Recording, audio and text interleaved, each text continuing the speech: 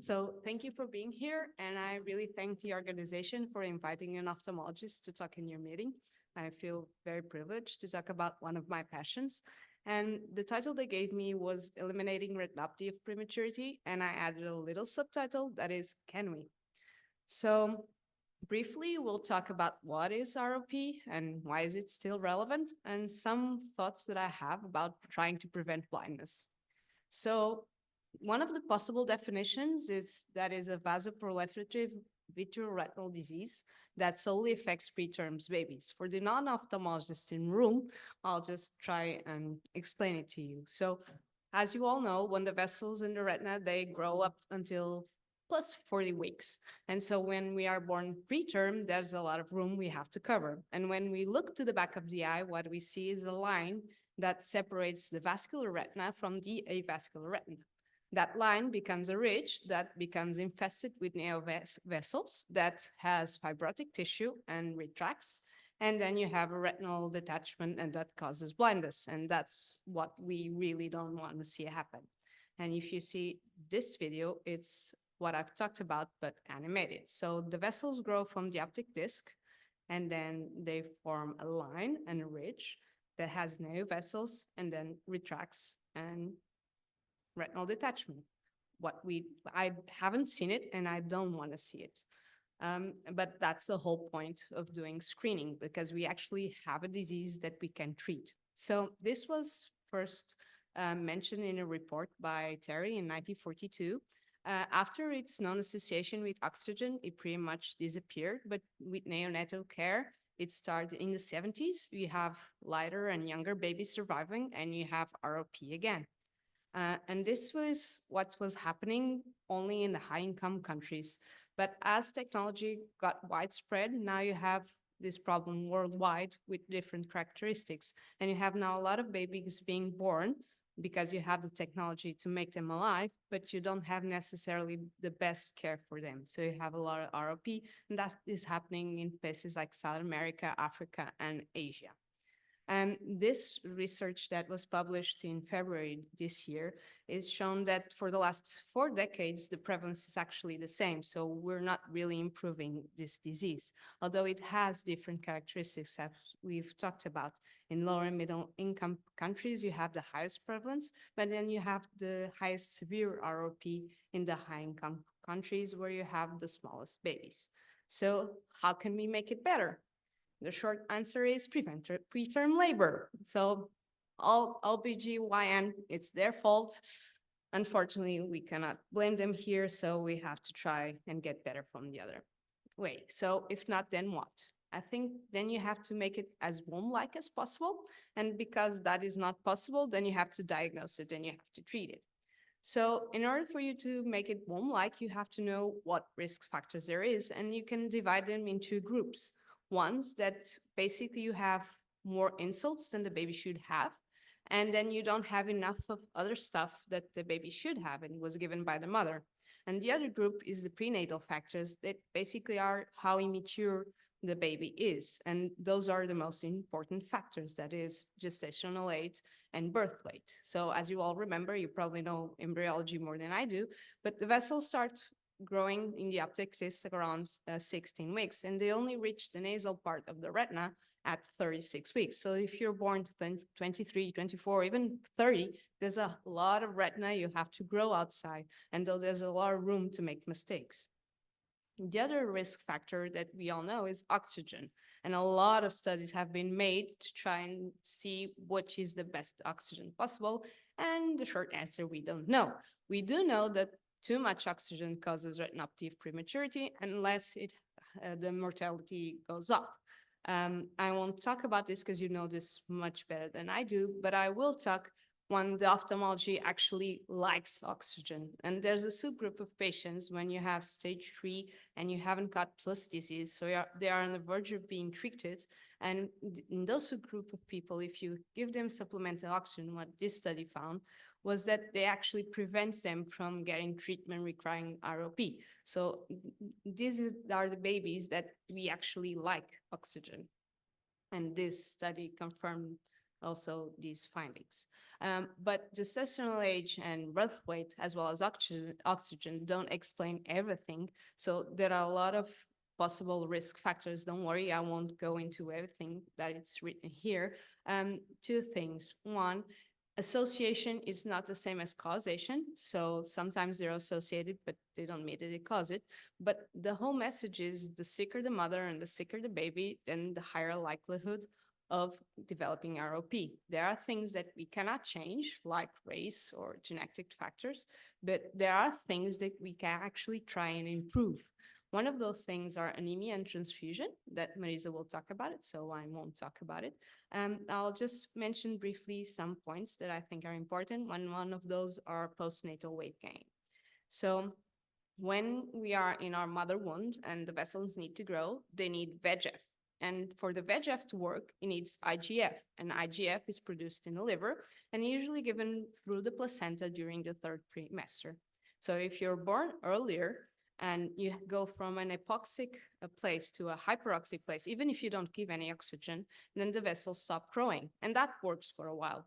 But as the baby matures and the metabolic needs rise, then you get, again, hypoxia and VEGF starts to accumulate and you don't have enough IGF to work until there's a point, which we don't know what it is, but IGF is just enough for VEGF to work. And in those places, sometimes the vessels are created and they create new vessels and then you have disease. And what the group that gave us WIN-ROP taught us is that IGF, because it's difficult to measure, postnatal gain weight can be used as a surrogate for IGF. And that is the basis for the weight gain algorithms that I'll go over in a minute. So two other things that I would like to mention that are human milk or nutrition and hyperglycemia. So there are a lot of studies now that have linked hyperglycemia to retinopathy of prematurity. There's no causation, but it certainly is association. And in fact, there is a model that you in the lab rats that you can mimic some of the aspects of retinopathy of prematurity merely with hyperglycemia. And so what it seems to be is that the earlier the insult, then the higher likelihood of developing, and not necessarily with higher values that would freak you out, but actually smaller values. And that's a place where you can try to change. The other thing that we can try and change is nutrition. The best nutrition possible usually is mother's milk. And this study has been proven that you can affect the development progression of ROP if you improve their dietary needs. And that's something that we can do, or you can do, because I only have to diagnose ROP. Sorry about that.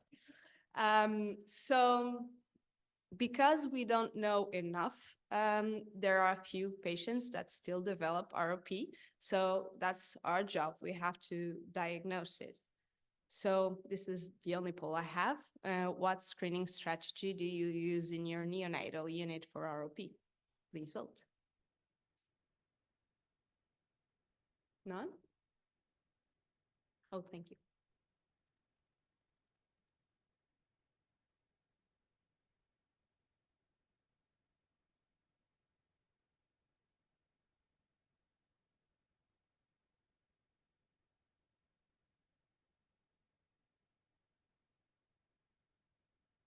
Okay, so pretty much everyone combines gestational weight, and I would add that most of the time there's also another criteria, that is, if there's a sicker baby, then you would talk to us about, and then we would scream as well, and that's very important because even just gestational age and weight are not enough sometimes. So one of the big problems with screening is that you don't have enough ophthalmologists to screen the disease and then treat it. And so one of the things that technology has brought us are these digital devices that are able to screen. Then you can train a non-ophthalmologist, being a technician, a nurse, or another doctor, to take photos of the baby, and then you have a reading center that will diagnose it. And if there's indication, then he should be screened by an ophthalmologist and then treated. And actually, this is a reality in some part of the world. Another thing that's for the future, but maybe the future is tomorrow, it's in artificial intelligence. So this study that was published in January already shown that artificial intelligence is no less accurate than human experts. And this holds a lot of promise. It might not be for now, but probably it will be for the near future. So what do we have now? What we have now are weight-based algorithms. You all know probably WinROP. I'll just go over about GROP that was described in 2019 by a group of Americans. And it was presented in a large cohort of patients, impressive. And they even detected more infants than they would normally if they used the current criteria.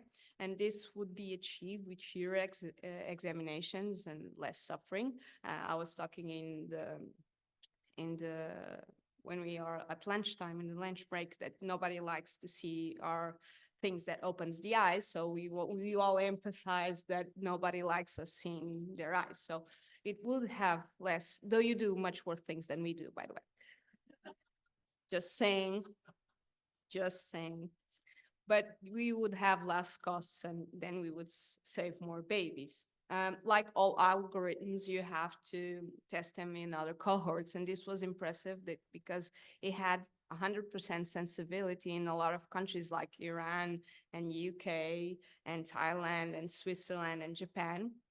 And not so good results in some, like Chinese, even our own cohort, unfortunately, and places like Turkey. And even in the United States, where the algorithm was originally developed, in this cohort, you would miss 4 babies out of 125 that actually were treated. So for now, they've proved no less sensitive. They are less sensitive than our current screening guiding lines. They are somewhat easy to use, and if they might help you try and save the ones that are sicker and try to focus your energy when you don't have enough possibilities to see them all. But actually now what we have is still the best thing. So after screening, then you have to treat it, and that's our part. Whether it's laser or anti-VEGF, there's another talk in itself, so I won't cover, but you really just have to treat it if you diagnose it, and that's a promise in some parts of the world. And last slide. I know I'm suspicious because I'm an ophthalmologist, but vision is really important, and everything is worse if you have vision loss. Every disease that you can think about, it's worse if you have vision loss. So ROP, it is a leading cause of pediatric vision loss, but it is avoidable if we try and all our best and try and avoid it. And there are some risk factors that can minimize, and hopefully in the future, we'll have more things to try and eliminate it, in fact, but so far, this is what we can. So thank you a lot, and I hope you have a lot of questions for me.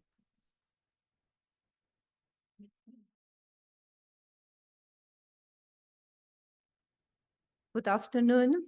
I'm also a pediatric ophthalmologist from Hospital CUF Descobertas Hospital in Lisbon. I'm grateful to the organizers for the invitation to speak at this conference. It's a great pleasure for me to be with all of you today. First, I begin with an introduction, and after that, I will share some of the findings from my research on ROP, and related with, I will address a new perspective in its prevention. Retinopathy of prematurity, ROP, is a vasoproliferative disease of the retina that results from a combination of factors that occur before, during, and after birth, mainly a shorter gestational period, lowered weight, and hyperoxia. Maternal factors, concomitant diseases, and their treatment lead to oxidative stress and inflammation that interact particularly in preterm infants with a weaker antioxidant defense systems. This interaction plays an important role in the development of ROP and other diseases associated with prematurity. In the physiopathology of ROP, 2 distinct phases are identified. In the first phase, after birth, hyperoxia causes retinal microvascular degeneration, delaying retinal vascularization. In the second phase, the incompletely vascularized retina becomes hypoxic, stimulating neovascularization induced by angiogenic growth factors, it is important to have these two phases in mind, since some measures that can help to prevent ROP in one phase may worsen it in another phase. My work, Gene ROP study, is a multicentric observational and prospective cohort-based study that included preterm infants born in 8 Portuguese neonatal intensive care units with a gestational age of less than 32 weeks or a birth weight of less than 1,500 grams. 455 preterm newborns completed the study. When we analyzed the complete blood count parameters of the first week of life, we found that preterm infants that developed ROP had lower median values of erythrocytes, hemoglobin, hematocrit, and mean corpuscular hemoglobin concentration, as compared with those that didn't develop ROP. On the other hand, higher values of mean corpuscular volume, red blood cell distribution width, and erythroblasts were associated with the ROP group. A univariate logistic regression was used to assess risk factors for ROP between several clinical factors, and after a multivariate regression was used, and gestational age and mean number of red blood cell transfusions were identified as significant risk factors for developing ROP. And we found that after adjusting for these variables, higher levels of mean corpuscular volume, red blood cell distribution width, erythroblasts, and lower levels of hematocrit remained associated with ROP. Anemia or low hemoglobin levels at an early age of preterm infants have been implicated in the development of ROP. At birth, hemoglobin levels are higher than later in life, which occurs to compensate for the relative intrauterine arterial hypoxia. A physiological anemia occurs in the first few months of life, being exacerbated in very preterm newborns. This is mainly due to an immaturity of kidneys, an impaired ability to increase the erythropoietin production, which is further exacerbated by frequent phlebotomies. In our study, the total number of red blood cell transfusions was significantly associated with the ROP, as you can see on the graph on the right, with a mean number of 5 red blood cell transfusions for type 1 ROP, which is ROP requiring treatment, and a mean number of 3.1 for stage 3 ROP, less for stage 2, and an inferior number for stage 1 ROP, the lightest stage of ROP, and infants who didn't develop ROP had a mean number of 0.3 red blood cell transfusions. Preterm newborns hemoglobin is mostly fetal hemoglobin with a higher affinity for oxygen than adult hemoglobin. However, transfusions are performed with adult hemoglobin containing mainly hemoglobin A, leading to a replacement of the physiological content of fetal hemoglobin by hemoglobin A and a shift to the right in the oxygen hemoglobin dissociation curve.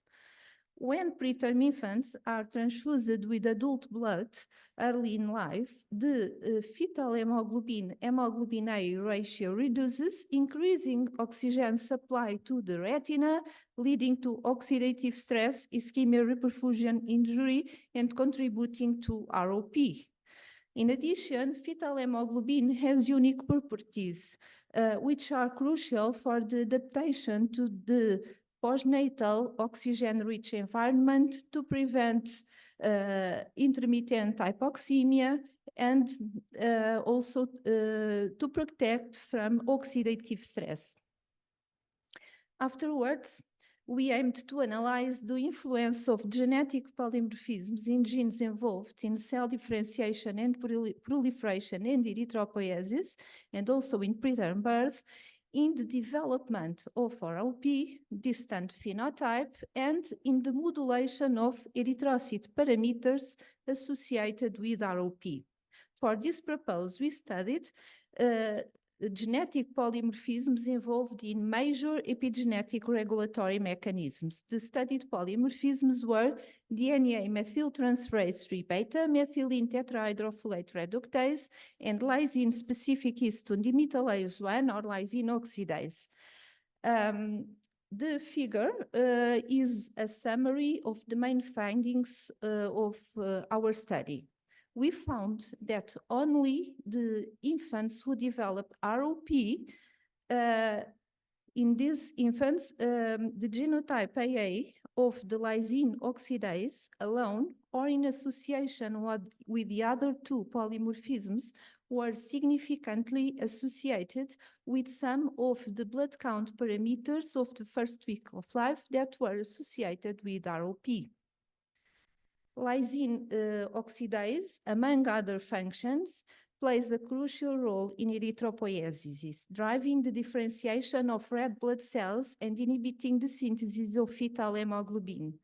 The influence of this genotype on the hematological phenotype associated with ROP may be related to a predisposition of this genotype to anemia and possibly also to a quicker transition from fetal hemoglobin to hemoglobin A.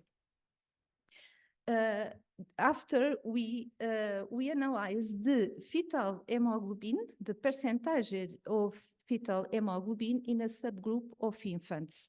And we found that newborns who didn't develop ROP had a significantly higher percentage of hemoglobin in the first 4 weeks of life as compared with those who developed ROP. And also among infants who developed ROP, we found that those that did not require treatment had significantly higher percentage of fetal hemoglobin than those who required treatment in the first 3 weeks of life. These results suggest that maintaining higher percentages of fetal hemoglobin may help to prevent the development of ROP. As we can see on the graph on the right, here the percentage of each type of hemoglobin according to gestational age. It's easy from here to understand why preterm infants have mostly fetal hemoglobin. And notably, between 32 and 36 weeks of life, of gestational age, there is a faster transition from fetal hemoglobin to hemoglobin A. And this period coincides with the onset of ROP. Also, Elstrom, in her study, found that newborns who developed ROP had lower percentage of fetal hemoglobin in the first few days of life in comparison with those that didn't develop ROP. And in the study by Theophily conducted on preterm infants who received 1 or more units of red blood cell transfusions, a shorter period between birth and the first transfusion was associated with severe ROP. And in the study by Del Vecchio, reducing the erythrocyte transfusion rate resulted in reductions in the incidence of bronchopulmonary dysplasia, ROP, and necrotizing enterocolitis. According to the results of these studies, preventing a critical decrease in fetal hemoglobin could reduce the risk of ROP.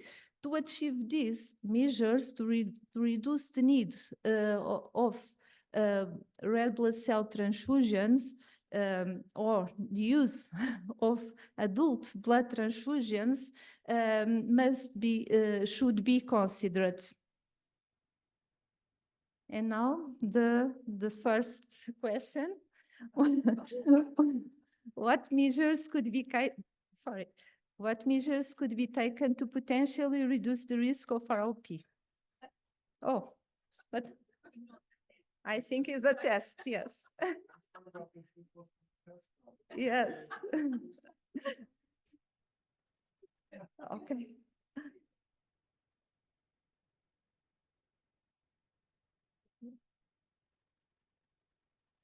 Reduce phlebotomy is a good answer. Um, Microsampling, alternatively, reduce phlebotomy and also blood-saving sampling methods. Currently, there is one study that is a clinical trial that is investigating the potential of use microsampling for preterm infants. And another study linked anemia and the reduction of fetal hemoglobin with blood collection in the first week of life. Oh, many. Very well. I can choose. Very good. Delayed cord clamping for me, also a very good response. Oh, but delayed cord clamping, it's actually the most favorable measure to prevent anemia. Because the delaying cord clamping, the result autotransfusion with blood, fetal placental blood rich in fetal hemoglobin is currently the best that we have. Improve nutrition, automatize oxygenotherapy, feed early with human milk, reduce oxygen fluctuations, very important. Also, no transfusions, but it's necessary to, they need is like oxygen. If babies need oxygen, we must give them. If they need blood, you need to improve their hemoglobin. We need to give strict oxygen saturations. Stop doing unnecessary bloods. Of course, it's necessary to evaluate if it is it is really necessary to make so many parameters and more, minimize blood samples. Yes.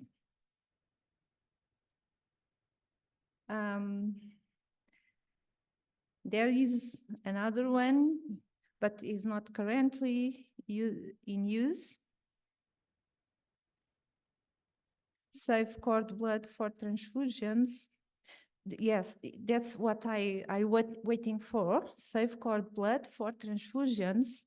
Actually, in Italy, there is a multi-center clinical trial that is investigating the potential of the use of blood cord for transfusions. This may be in future a very good system, I hope, because it's blood with mainly fetal hemoglobin. It is collected from the placenta after the delivery from healthy newborns. It doesn't it doesn't involve any risk for the newborn or mother, and is rich in fetal hemoglobin. It's maybe I hope this study have very good results, and maybe this is the new perspective that I hope will happen.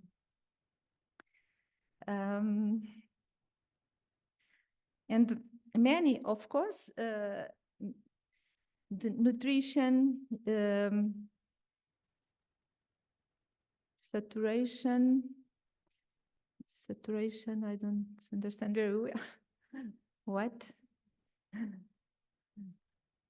What? Okay, and here, how to reduce the adult red blood cell transfusions? You answered the question, delayed cord clamping, implementing blood-saving sampling methods, potentially the use of cord blood red cell for transfusions, and maybe review transfusion policies also. Here, on left, the BORN study is the study that is investigating the potential of use of cord blood for transfusions, and another study is now investigating the potential benefit of implementing blood-safe sampling methods. Okay, I had some take-home message, but just highlight that repeated blood transfusions may increase the risk of ROP by reducing fetal hemoglobin levels and increasing hemoglobin A, and that strategies to prevent a decrease in fetal hemoglobin levels in preterm infants may mitigate the risk of developing ROP and improve outcomes. Thank you very much. GeneROP study is part of my doctoral thesis. I'm grateful for all the support and guidance provided by my supervisor, Professor Manuel Bicho, and also my co-supervisors, Professor Ercília Guimarães and Professor Carlos Marques Neves. And a special thanks to all collaborators at the participating hospitals for their invaluable support. Thank you very much.